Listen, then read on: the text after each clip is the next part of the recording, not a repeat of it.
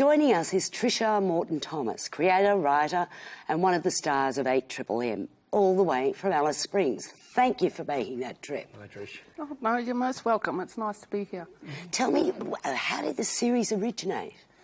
Well, there were myself and three friends. We were sitting around at one of their houses in the backyard, just having a laugh about our experiences working within Aboriginal organisations in Alice Springs and the craziness that happens in them. And then we saw a call out from the ABC. They were looking for shows that were politically incorrect. So, perfect. Yeah, so we went, Hey. you know what, let's just make up this and send it off and see how it goes. And we got a call back saying they were very interested in making the series. Had you had any experience at writing a sitcom before? Because the structure of this is so neat. It's almost cute. It's so clever. So had you worked in this form before? No, not really. I'd written a short drama. I have written a lot in my life, but nothing that that sort of went anywhere really. I think the structure of the show, I think, has a great deal to do with Andrea Denham, who was the script editor. So she was phenomenal. And she's from Princess Pictures, I think, isn't she? From Princess Pictures, yes. Well, I think we ought to meet the cast members in this gorgeous clip. I think you should. I swear I heard a ghost. Lola, what will happen to the new bloke if the office isn't? $20 says he's taken by a dingo. Well, I reckon he drinks uranium-infested bore water. He glows and explodes from the inside. Word. No, dingo. $50 says he gets taken by a fucking crocodile. Sorry, I hope you don't mind. I came straight through. No one in reception. Dave Cross, the new bloke. I'm looking for the general manager, Jake. Oh, Jake. How are you? No one at the front desk? Not a soul. No, why would there be? Oh, no, you didn't! You're lucky you're old. No, you lucky I'm old. Fight! It's gorgeous. You know that end scene in the tracker where Gulpilil walks off, really king of the mountain, taking the piss out of the white guys. Mm-hmm. It's got those elements in there, but it's done with a great deal of affection, I think. Oh, it definitely is. We weren't trying to hurt anybody in the series. We were just trying to have fun and to laugh at ourselves, and hopefully that other people will laugh at themselves as well. Well, even the Jeff Morrell character is very amusing, and you think there might even be some redemption in store for him. It's great that you've got an actor of his class and experience. That's what I was going to say. He's a terrific I'm so comic glad actor. he rang and insisted that he be on the show. So. Oh, did he really? Oh, yeah, it was great. He rang me up and he was like really talking, and you need somebody like me. And I was like, who is this crazy person? But I'm so glad that we sort of swept him up and brought him along, because he really does bring some heart to Dave. You said that there was stuff you needed to get out of you with this series. What sort of stuff? I just the double standards that I think Aboriginal people are placed in. It's like, where it's acceptable for other people to go out and get drunk and fall all over the place, like you see on Melbourne Cup. Right, where really you think, well, they need an intervention. But, and that's acceptable. But if you found a whole group of Indigenous people doing that, it's constant, look at them dirty black fellas carrying on the same. And I don't want to live in a country like that. I want to live in a country where all of us can walk around freely and happily and not be afraid and not be hurt by other people's judgmental nonsense. Well, one of the most judgmental characters, of course, is the Jeff Morrell character.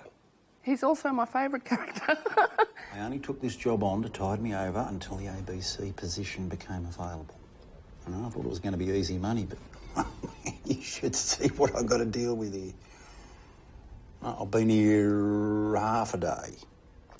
Already I've had a cursed office, scrag fight, and this crazy old bird threatening me. You better get used to it. That job's not coming up for 6 months. What?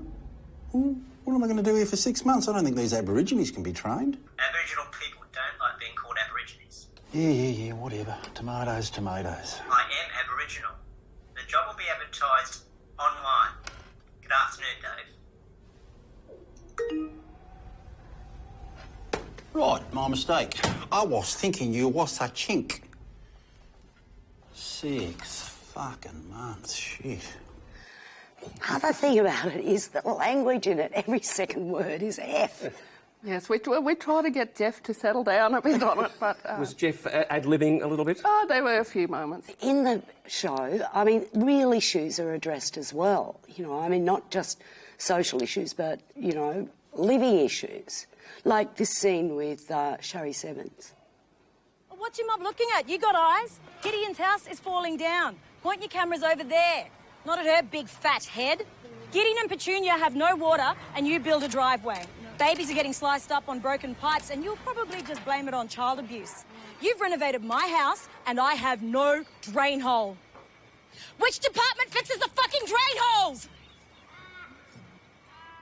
She's terrific. She's very good. Isn't she? Great. She's amazing. She was great in The Gods of Wheat Street, I remember, as well. I think she's great in everything. Yeah, very, very Yeah, strong she's actor. Yes, I'm very proud of her. It's a very strong scene there, I think, where she's combating the mayor and the local bureaucracy. That's obviously a major theme that runs through the entire series. Oh, it's a major theme that runs through Alice Springs, I think. So, But now this is a totally Indigenous production, isn't it? it is a first, and I think it's the first time that that you will see something like this program. It is very different in a lot of ways. It's so lovely. It's got a very delicate touch to it.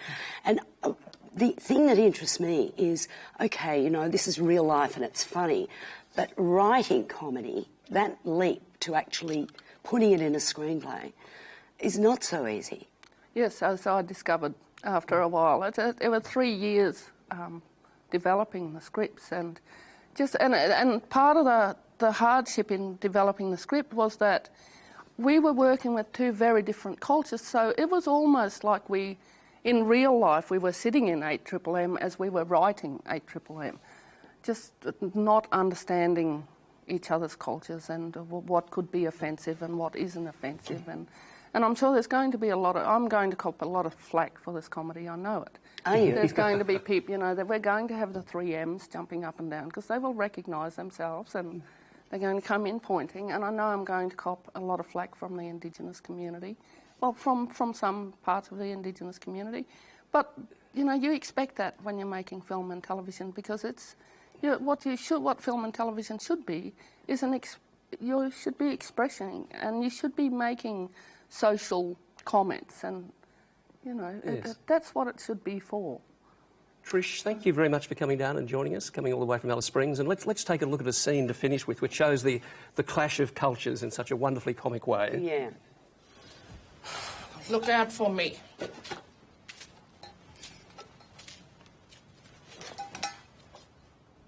You diggity, you diggity, you diggity, you diggity. You diggity, you diggity, you diggity. What the fuck was that? Mumbo jumbo. Hey.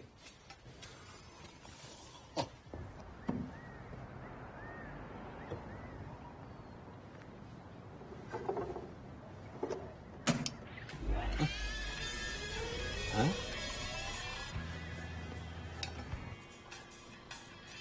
I'll be buggered. You dig it, eh? You dig it, eh? You dickhead, eh? You dickhead, eh? You fucking mumbo jumbo.